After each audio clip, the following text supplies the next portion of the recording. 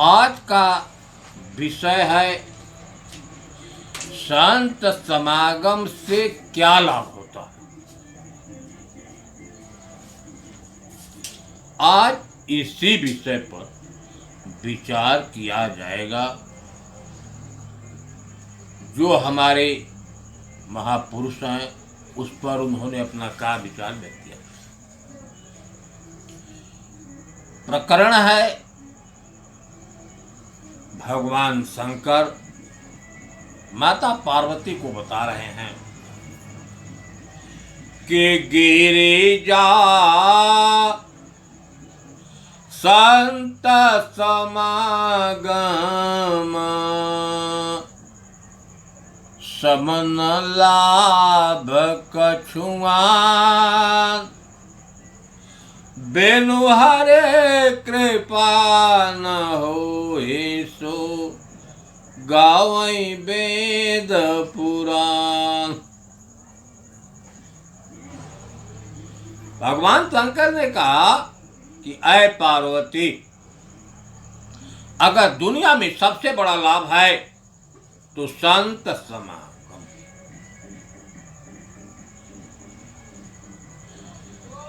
फिर प्रश्न उठता है कि संत समागम किसे कहते हैं।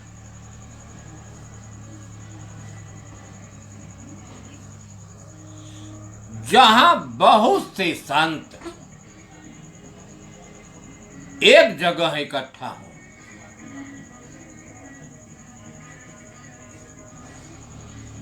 जहां बहुत से संतों का समागम हो, मेल हो, उसको हम संत समागम कहते हैं। वहीं भगवान शंकर पार्वती से कहे, क्या है पार्वती, दुनिया का अगर श्रेष्ठ लाभ है तो संत समागम। जितनी धन दौलत पूंजी प्रसाद स्वर्ग वैकुंठ सिद्धि साधना सब तुच्छ है संत समागम के साथ।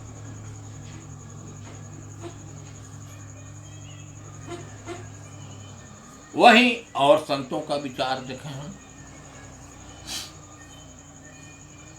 कि तात मिले पूर्णिमा तू मिले, तात मिले पूर्णिमा तू मिले, सुत भ्रात मिले जुबते सुखदाये, राज मिले गजबाज मिले, सब साज मिले मन वांछित पाई, लोक मिले सुरलोक मिले, विधि लोक मिले वैकुंठ हो जाई, सुंदर और मिले सबही सुख, असंत समागम दुर्लभ भाई। संत समागम पर सुंदर दास जी ने अपना विचार व्यक्त किया। ठीक है, इतना बड़ा महान कहे कि तात मिले, पिता हमारे हैं, पिता के समान बहुत से पिताएं दुनिया में मिल जाते हैं, पिता की भूमिका निभाने वाले। माता हैं, माता के समान भी बहुत सी माताएं मिल जाती हैं। तात मिले, तात मिल जाए, माता मिल जाती हैं, भाई मिल जाते हैं, बंधु मिल जाते हैं, औरत मिल जाती है, स्वर्ग मिल जाता है, वैकुंठ मिल जाता है, ब्रह्मलोक भी मिल जाता है। जितने लोग हैं मनुष्य सब अकेले प्राप्त कर सकता है। क्यों? इसको प्राप्त करने के लिए स्वयं पुरुषार्थ करना होता है। लेकिन संत समागम अकेले का विषय नहीं। जहां बहुत से संत इकट्ठा होते हैं उसी स्थान को संत समागम कहते हैं, और संत समागम से ही हमारी भ्रांतियां दूर होती हैं।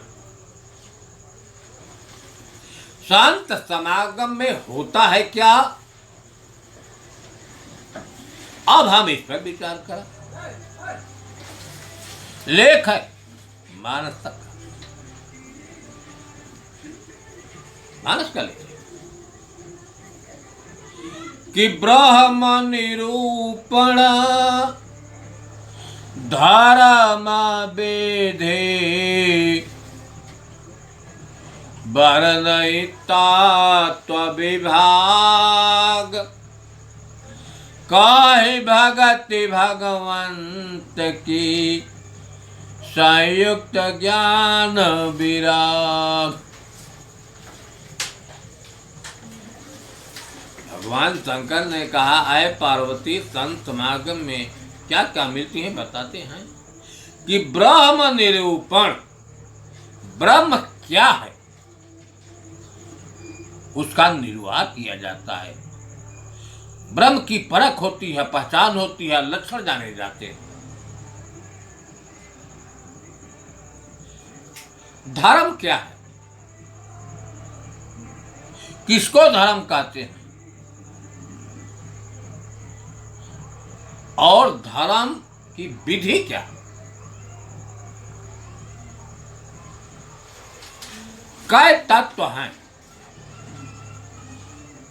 यह शरीर कई तत्वों से बनी है, और तत्वों का विभाग इस शरीर में कैसे है।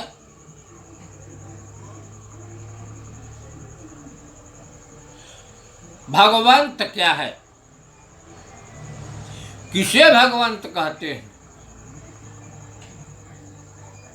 और भक्ति क्या,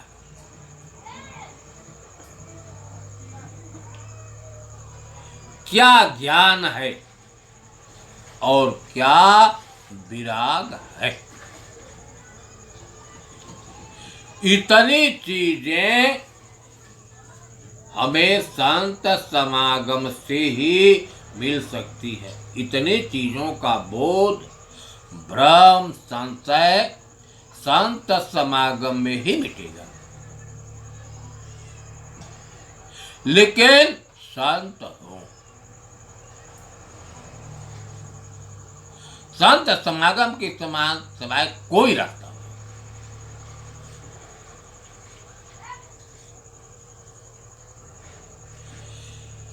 संत समागम में ही सत्य का बोध होता है। सत्संगत दुर्लभ संसारा, निमिष दंड भरिए कौबारा।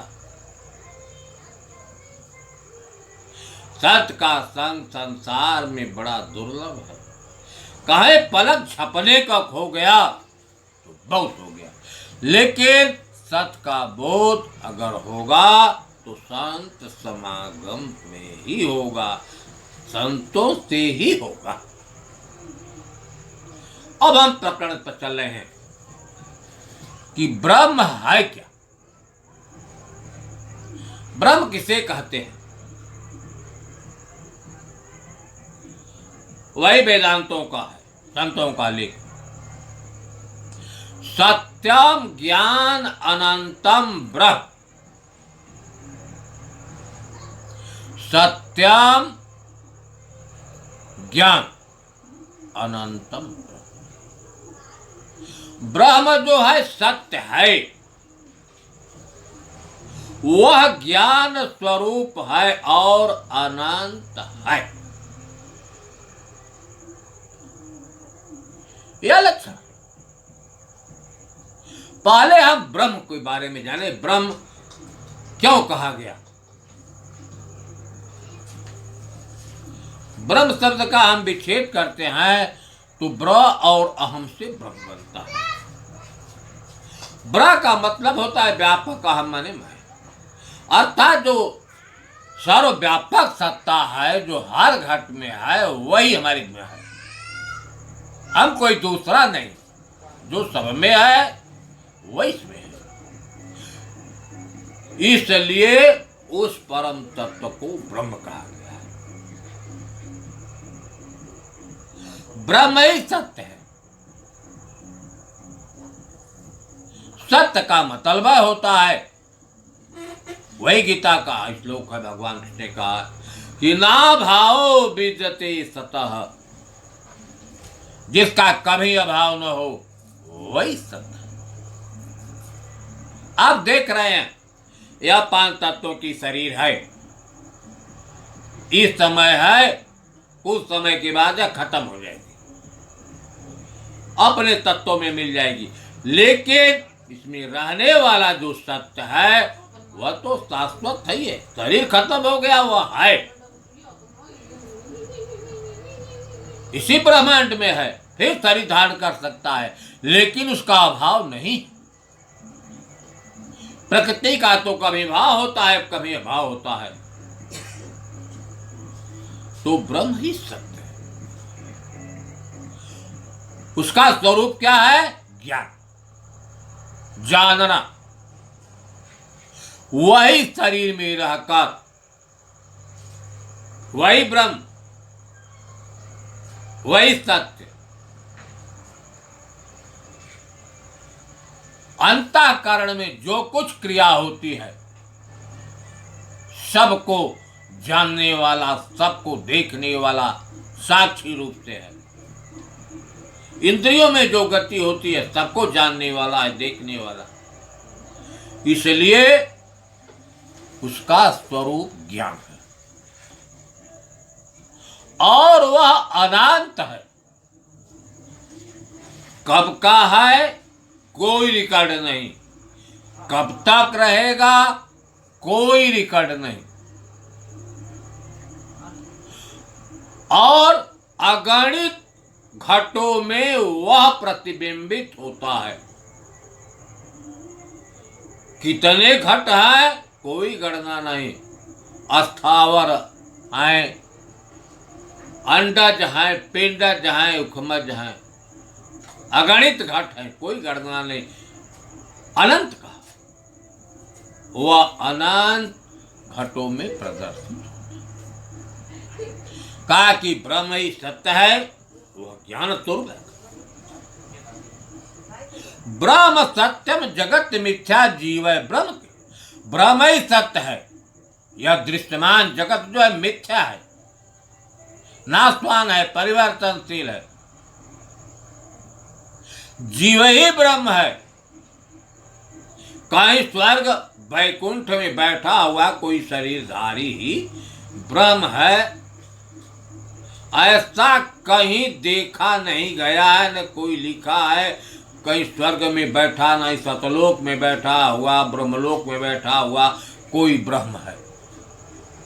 अगर कोई बैठा है तो उसकी शरीर भी 5 तत्वों से है, उसके पास भी इंद्रियां हैं, उसके पास भी अंतःकरण है, उसके पास भी वही चेतना शक्ति है जिस चेतना शक्ति से सारा संसार चेतन है। इसके बाद हम चल रहे हैं धर्म पर। धर्म क्या है? धार्यते धर्म, जो धारण करने योग्य है वही धर्म। क्या धारण करने योग्य है? जिसको धारण करने से मनुष्य जन्म मरण के प्रवाह से बचे। पहली बात, जिसको धारण करने से हम अग्रसर हों, सत्य के रास्ते पर चलें, दूसरे का भी कल्याण हो, वह धर्म। क्या धर्म है? कबीर साहब ने कहा कि धारण करने योग्य को कि ज्ञान विराग सत्य संतोषा प्रेम भाव धीरज वीर दोषा दया क्षमा शील निकर्मा त्याग विराग शांति निज धर्मा। यही धर्म है, इनको धारण कीजिए।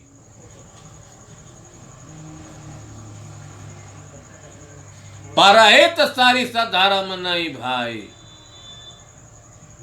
दूसरे को दुख मत दीजिए, क्योंकि हर घट में तो वापी है, जो इस शरीर में है वही चेतना तो उसमें है। मत किसी को दुख दीजिए, किसी का हिंसा कीजिए, किसी की बुराई मत बतलाइए, यही धारण करने योग्य है। मानस का लेख है कि धर्म न दूसर सत्य समाना, आगम निगम पुराण बखाना। कहे कि सत्य के समान कोई धर्म नहीं है। सारे वेद शास्त्र पुराण कहते हैं। अभी आपने सत्य के बारे में सुना, जो नित्य और शाश्वत है, अगर वह है तो चेतन आत्मा, उसी को ब्रह्म शब्द से कहा गया है, उसके सिवाय कुछ नहीं। दूसरी है प्रकृति। अगर हम प्रकृति को धारण करते हैं तो प्रकृति का सहयोगी कौन है? काम, क्रोध, लोभ, मोह, मद, मत्सर, ईर्ष्या, द्वेष। इसको भूलकर धारण मत कीजिएगा, यह धर्म के रास्ते पर ले जाने वाले हैं। सत्य ही धर्म है और धर्म ही सत्य है। इसके बाद हम प्रकरण बदल रहे हैं। यह तत्व का विभाग, यह शरीर जो है आप देख रहे हैं कि 5 तत्वों से बना हुआ है। वायु, अग्नि, जल, पृथ्वी, 4 तत्वों से बना यह पिंड है। और जो खाली स्थान है वह आकाश तत्व है। अब 5 टाइप में समावेश हो जाता है, लेकिन इसमें आप देख रहे हैं कि 5 ज्ञानेंद्रियां हैं, 5 कर्मेंद्रियां। ज्ञानेंद्रियों से विषयों का बोध होता है, प्रकृति का जानकारी होती है। ज्ञानेंद्रिय आप देख रहे हैं, आंख है, रूप का वर्णन करने वाली।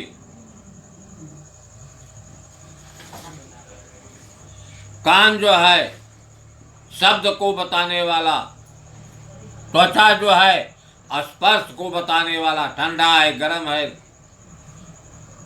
कड़ा है कि नरम है। नासिका जो है, गंध को बताने वाली है। और जिह्वा जो है, रस को बताने वाली। इस शरीर में 10 प्राण हमेशा रहते हैं। प्राण, अपान, समान, व्यान, उदान। प्राणवायु से श्वासा चलती है, प्राणवायु की क्रिया है। अपान वायु की क्रिया है, शरीर की चीज बाहर से निकाल देना, जैसे मल है, मूत्र है। शरीर से जो कुछ बाहर निकलती है, फेंक देती है, वह अपान वायु की क्रिया है। व्यान वायु, पौड़ना, जल में तैरना, हाथ पैर फैलाना, व्यान वायु की क्रिया है। उदान वायु की क्रिया है उठना, और समान वायु की क्रिया है बैठना। 5 प्राण काया का कार्य है।